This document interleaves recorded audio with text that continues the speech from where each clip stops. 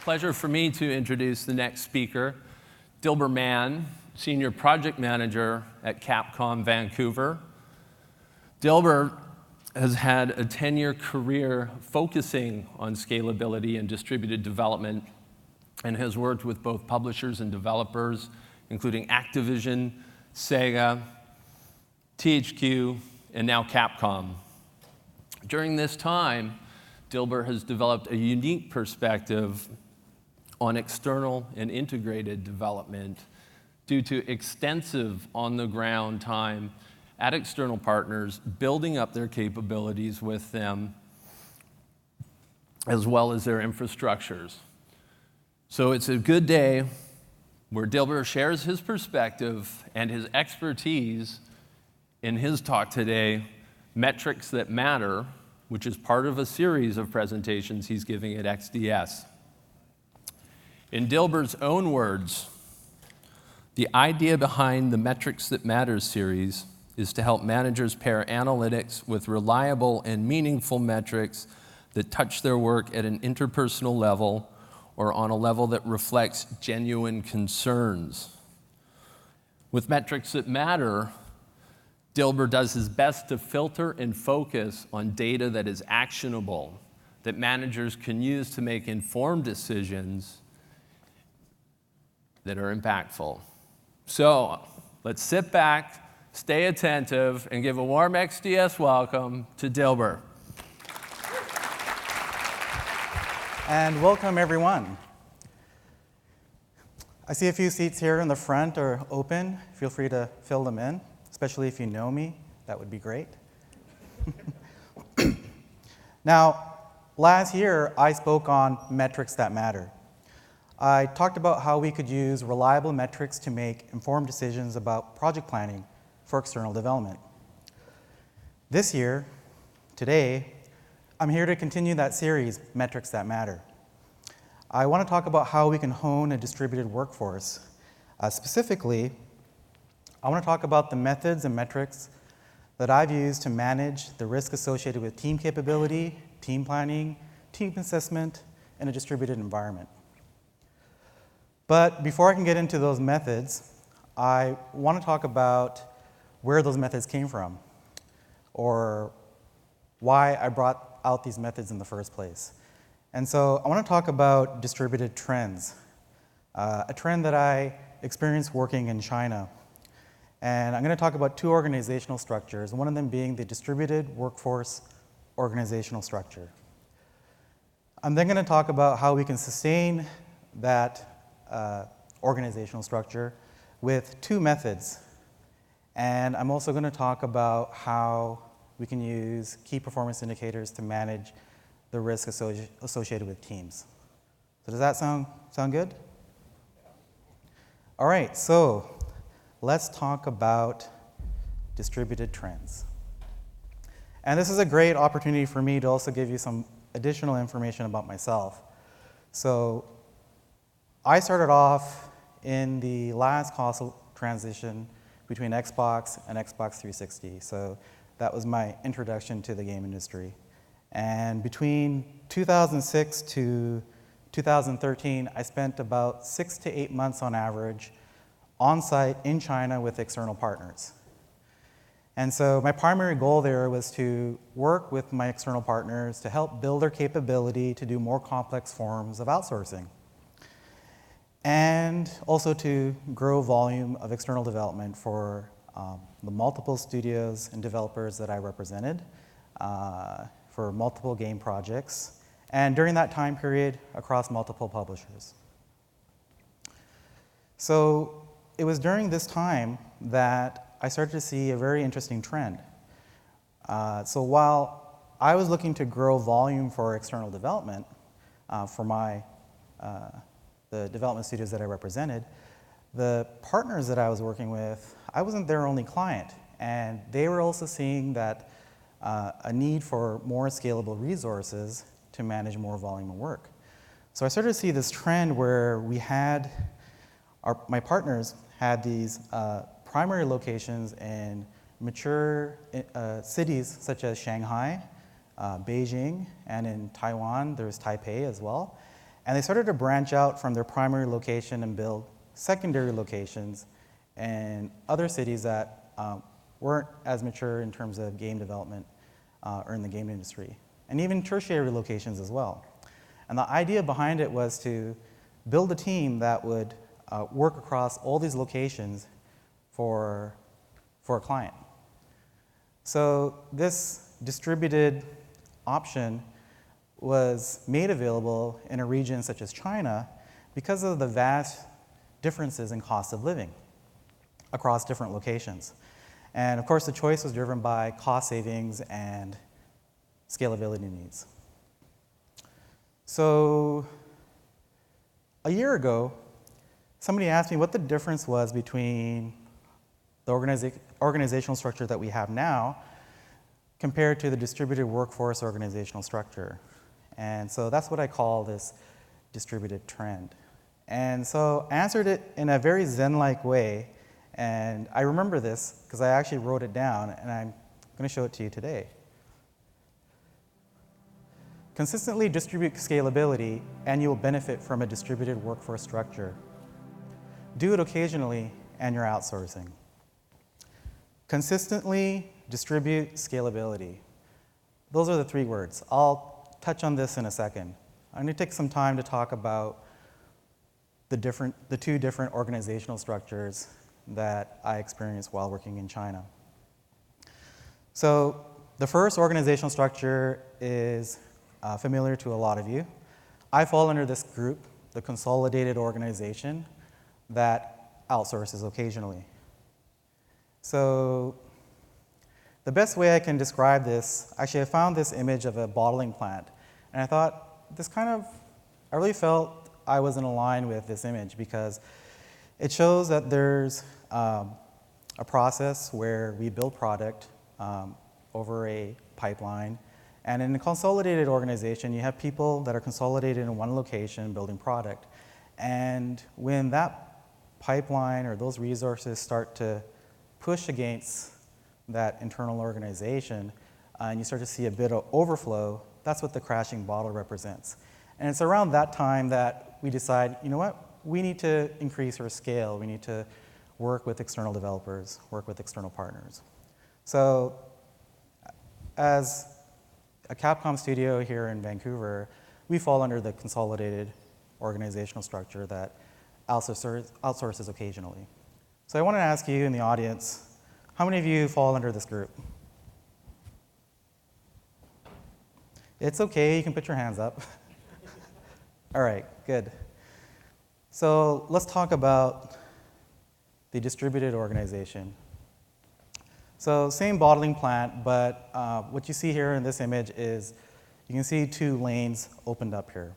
And in some bottling plants, there are multiple lanes. And so the idea behind this is that we are consistently distributing development or the creation of products. So whether there is 1 bottle, 10 bottles, 100 bottles, 10,000 bottles, we're in a constant state of scalability. This can handle it. So that's a distributed workforce organizational structure. So how many of you have a primary location, are building out secondary or even tertiary locations, and looking to build your team to work across all these locations for all your projects? Raise your hand. That's really good to hear. You know, about a year ago, I was in Paris and doing a different talk, but I asked the same question, and I was surprised to see that 30% of the audience actually raised their hand. And I had this inkling feeling that, you know what, Europe might have this trend going on as well. I couldn't really validate it until then. And those people that raised their hands, they were developers situated in Europe. And so when I talk about China as a region that can take advantage of these varying rates across multiple locations, you know, Europe is another example of a region. And there are other number of regions around the world that have a wide range of cost of living. And the distributed workforce organizational structure is something that's occurring in these other regions as well. All right, so let's talk about the relationship between the two. So this is pretty straightforward for a lot of you. We have a development studio. We outsource to an external partner. But what I found, so this all depends on your relationship with your external partner, and also depends on the visibility that you need for your projects. But if you do have a lot of visibility on your resources, what I'm starting to see, and I've seen this on a number of projects, is that I'm starting to see this. I'm starting to see that my team is spanning across multiple locations. And I know this is happening in advance, and I accept it. It helps me to work on projects where I can manage the increase in rates.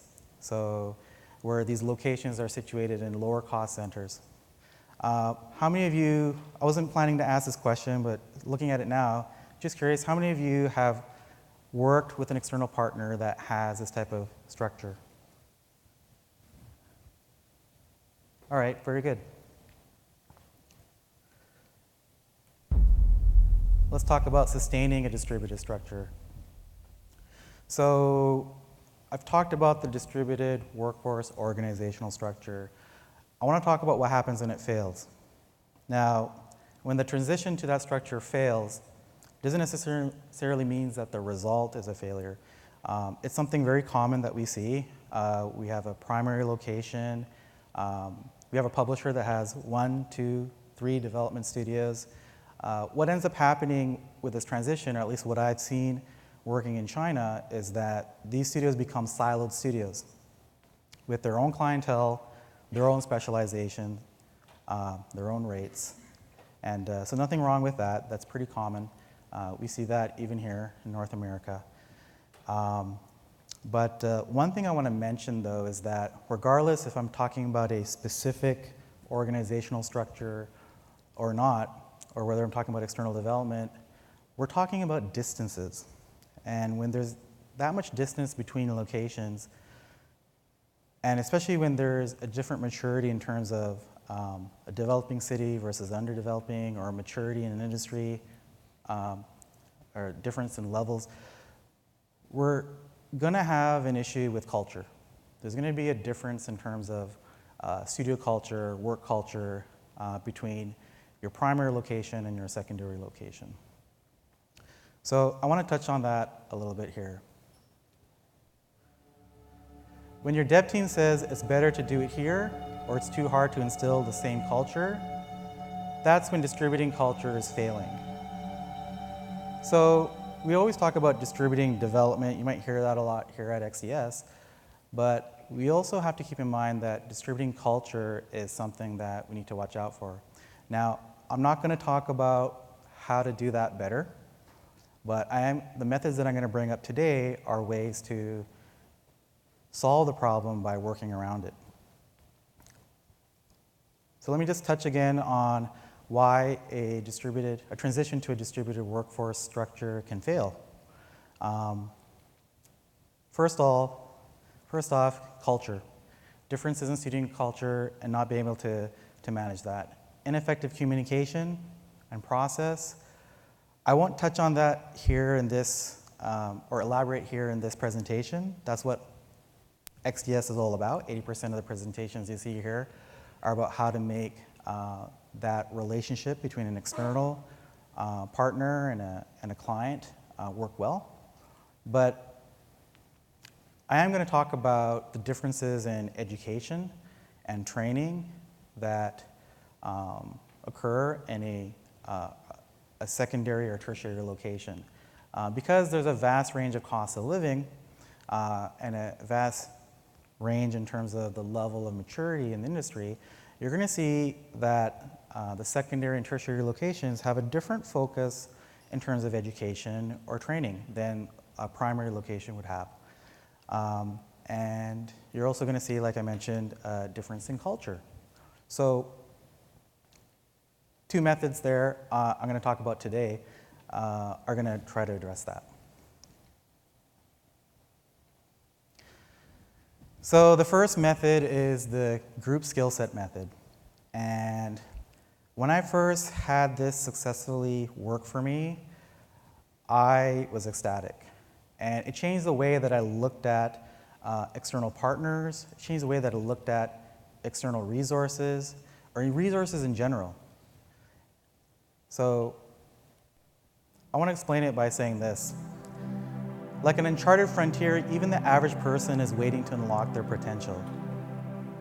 Don't be so quick to doubt capability. So it sounds kind of hokey, but it's not. It's something that I actually live by after making the group skill set structure work. So let me explain it. So I'm going to use character art as an example. When I'm putting together a character team for my development studio, whether it's external or internal, I'm always looking for a well-rounded individual. You can say I'm always looking for the Michelangelo in the bunch, or the Renaissance artist, someone who's well-rounded in the skill sets of creating a character. And so every time I put a team together, I'm looking for individuals that have that kind of well-rounded skill set. So when I was in China, I had a really good opportunity. So I was working on a AAA photorealistic character project and with a team in Shanghai. And I had an opportunity to work with a remote location in China, which was 3 to 4 times less in terms of costs than the Shanghai location. And I thought, wow, this is a great experiment. And my boss said, go ahead, make it work. And so I went about trying to make it work. And so I had a strike team in Shanghai of an art lead, art director, project managers, technical artists, and I said, go assess this team.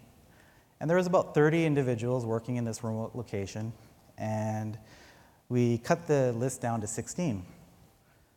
Out of those 16 people, we could not find one person that had that Renaissance skill set or well-rounded skill set that a character artist needed. And so I was a little bit disappointed, but I decided to take it a step further. I started to look at the individual skill sets that made up a character artist.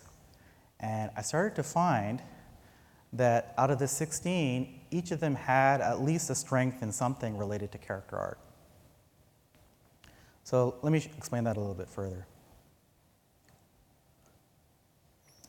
So what I ended up doing was taking a group of 16, breaking them up into 4 siloed groups of artists.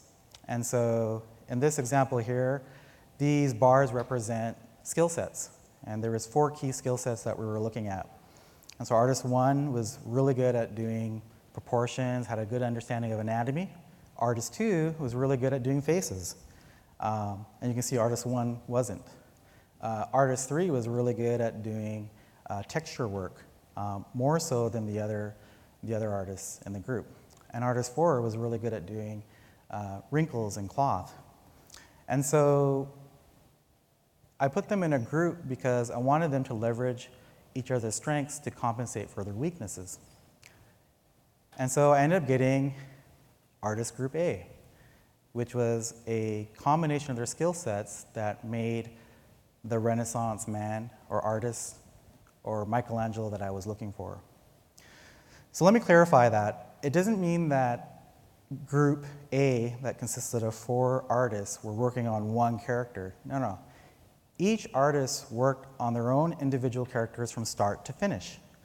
And so the way this worked was that artist 1 was responsible for cueing the proportions and anatomy for the rest of the group. So if artist 2, 3, and 4 built a character and there were some issues with that, artist 1 would be the owner of that particular part of the character work.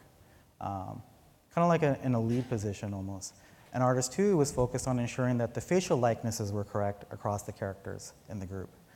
And then so on and so forth with artist 3 with the texturing, and artist 4 with the cloth and wrinkles. And so that's the group skill set method. So let's take a look at it, how it compares with the standard structure. So on the left here, you can see a very flat structure for the groups the group structure. And on the standard structure, you can see that there's an art lead and a combination of principal and average artists on the team.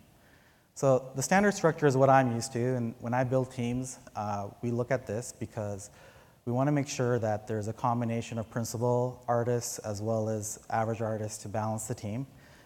If our entire team was built of principal artists, then our costs would be really high, or our rates would be really high. So we try to find that balance. And even internally as well, when we're scaling, we're not expecting every single artist to be a principal artist. We need to have that balance when we're scaling. So for the group structure, the big difference is that there's no reliance on lead management. There's no principal artists, and it's much easier to scale, assuming that you're tracking or looking at the individual skill sets. The standard structure, you still need lead management. You still need that combination of principal and average artists. And it can be more challenging to scale. We do it on a project-to-project basis, but when you're looking at going from 5 to 20, potentially, character artists, even 30, it can be quite a challenge. So the group skill set method, it solved a very specific problem with resource capability being vastly different between multiple locations, where the cost of living and level of industry maturity was vastly different. So let's talk about the second method, using team skill set KPIs. Now, sometimes it's challenging doing these presentations because there's a certain amount of disclosure that I have to pay attention to. So I can't always talk about specific projects or specific groups, but I do have permission today to talk about a number of external partners that I've worked with using this method that I'm going to show you. So Wing King Entertainment, Mindloader, Audio Digital, Red Hot CG. These are just a small group of people that I'm allowed to say today, that I have permission to say. And the reason why I'm mentioning it to you is because, for one, I want to validate the methods that I'm using today, that they are indeed were used in a project environment, but also that it's not that difficult to get this kind of visibility, what you're going to see moving forward in terms of team skill sets. If you take the time to build a relationship with your external partner, you can get a lot of visibility. Now, I talked about balancing of principal and average artists on a team. This is really important because I think everyone here can share the same experience with me that you always start off with that really good team. You take the time to go through a pilot period and you work out the kinks and you have a strong team. You start to scale up, sometimes there's problems. Sometimes you see inconsistencies. And that's what the team skill set KPIs address. The best way I can explain it is like this. As we gain momentum through our strengths, we are susceptible to weakness and perish from imbalance. I want you to think about that for a second, because when you start a project and you work with the right partner and you start small, it can be a great experience. And you can use those strengths to build momentum. But as you scale and scale larger and larger, depending on the size of your team, you're going to have problems if there's an imbalance. And that imbalance that I'm talking about is the balance between principal and the average artist. So let's take a look at the team skill set assessment and see how it addresses this. So I'm going to use character, since I've been talking about character teams, I'm going to use character artists as an example. So the standard team structure, the skill set assessment is broken down like this. We take a look at character modeling skill sets like topology, cloth sculpt, organic sculpt, hard surface, for character texturing, skin, and then cloth, metal, or other. And we give them a rating between 1 and 5. And I won't mention 1 and 2 here, but 3 is basically means that the resource has the appropriate skill set for that discipline of work. A 4 is where we see that a artist has a principal level of capability.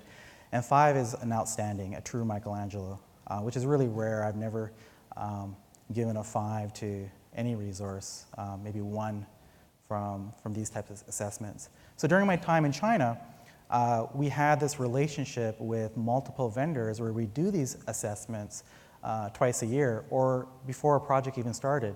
And it was great because we could start to look at the kind of capability that was on the team over a period of time. So let me show you what that template looks like. So yeah, so what we have here is we have a list of resources on a sheet, character resources. I'm just using pseudonyms here. And on the top, we have skill sets associated with the character team. And then we have scores from 1 to 5. And then we have their availability across different months in the year. And so what we can do with this is we can create an average for the team to determine what their percentage is in terms of their skill set. So for example, if the average for a group of character artists is 3 out of 5, that would be 60%. If the average is 4 out of 5, that would be 80%. So let's take a look at some examples of what those KPIs might look like. So on this chart here, on the left-hand side here, I have percentages.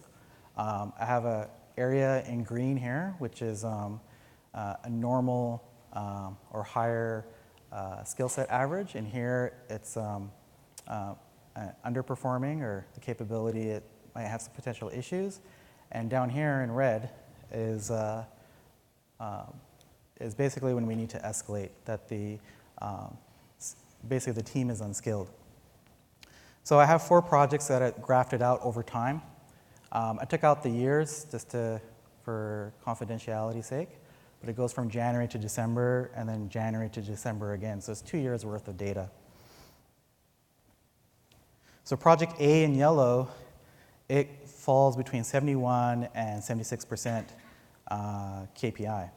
So that's generally the expected result that I expect when I'm putting a team together. For project B, it falls between 59 and 75% KPI. This is what I think is unstable because the skill set fluctuates over time. And project C in purple there, that's optimum. I rarely get this, but when it happens, it's a good thing. And that's generally from 75 to 80% KPI.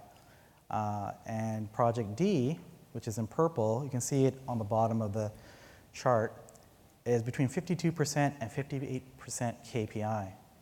KPI stands for Key Performance Indicator. And so project D has a full set of underskilled resources that I probably want to push back on with my partner and say, look, we need to reevaluate what resources you have so that we can manage the risk a little bit better. So I mentioned this here because during my time in Shanghai with my strike team, we were a very small group of people, and at peak we had 9 projects over 6 different external partners, 350 plus resources at peak. And that's a lot to manage on a day-to-day basis. We were on site with our partners, helping them to ramp up, train, talk about the next milestones, giving further clarification, working with them through their problems. This was a great way for us to forecast where we wanted to allocate our time. So especially for projects like Project B here in the beginning, we would need to spend a lot more time and attention on site to ensure that the team could ramp up without causing too many issues with quality. And then Project A, we would barely have to pay attention to that. But we would have a little bit of oversight. Project C was optimum, basically needed a kickoff meeting, and that was about it. So over 9 projects, we knew where we needed to spend the most time. And so that was a great way for us to manage the risk, and it was over time, so we knew which months a team would pose the most risks. So this method solved the challenging problem with ensuring that the right number of experienced resources were supporting the overall team to propel the average team to success. So when I talk about imbalance in my quote, I talk about the balance between principal and average artists, this method, team skill set assessment, worked really well to manage that risk. So just to summarize, the distributed workforce structure, we talked about that. We talked about how we can manage risks associated with rate increases. We talked about sustaining the structure through metrics and analytics. We talked about the group skill set method as well as the team skill set KPIs. So I want to finish this presentation with a message. The trend of creating the distributed workforce organizational structure was the reason for developing the team and group skill set KPIs discussed today. But regardless of the organizational structure you practice, these methods can be applied in various situations. So we're not just talking about this particular trend. We're talking about external development. We're talking about internal development. It can apply across any situation. And most importantly, I hope this presentation has proved the potential we have as developers to shape the success of external engagements when we take active involvement with our external partners and teams. So I think that was really important. Had I not been on site with my external partners for that period of time as well on a regular basis, I wouldn't be able to innovate. And so if I was working under a status quo environment, I wouldn't need to create these methods. But because I had an opportunity to work on site, and especially in a different region outside of North America, it gave way to innovation. And so that's the message I want to leave with you today. Thank you very much.